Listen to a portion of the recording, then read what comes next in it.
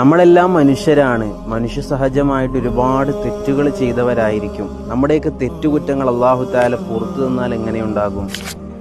ഈ ഒരു ചെറിയ ദിക്ർ നിങ്ങൾക്ക് കഴിയുന്ന, അതായത് ഒരു ദിവസം 1 മണിക്കൂർ രാത്രിയിലോ പകലിലോ നിങ്ങൾ ചൊല്ലിക്കഴിഞ്ഞാൽ അല്ലാഹു തആല നിങ്ങളുടെ ചെറുദോഷങ്ങൾ പുറത്തു തരുമെന്ന് മുത്തുനബി സല്ലല്ലാഹു അലൈഹി വസല്ലമ തങ്ങൾ പറഞ്ഞിട്ടുള്ള കാര്യമാണ്.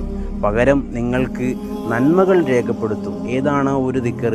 ബഹുമാനപ്പെട്ട മുആദ് ഇബ്നു ജബൽ റളിയല്ലാഹു തആല അൻഹുവിൽ നിന്ന് റിപ്പോർട്ട് ചെയ്തിട്ടുള്ള ഹദീസാണ്. ആരെങ്കിലും രാത്രിയിലോ പകലിലോ എല്ലാ ദിവസവും 1 മണിക്കൂർ ലാ ഇലാഹ ഇല്ലല്ലാ എന്ന് പറയുന്ന ദിക്ർ നിങ്ങൾ ചൊല്ലിക്കഴിഞ്ഞാൽ, ഞാൻ നേരത്തെ പറഞ്ഞതുപോലെ നമ്മുടെ ചെറുദോഷങ്ങൾ അല്ലാഹു തആല പുറത്തു തരുകയും നമുക്ക് നന്മകൾ അല്ലാഹു തആല രേഖപ്പെടുത്തുകയും ചെയ്യും.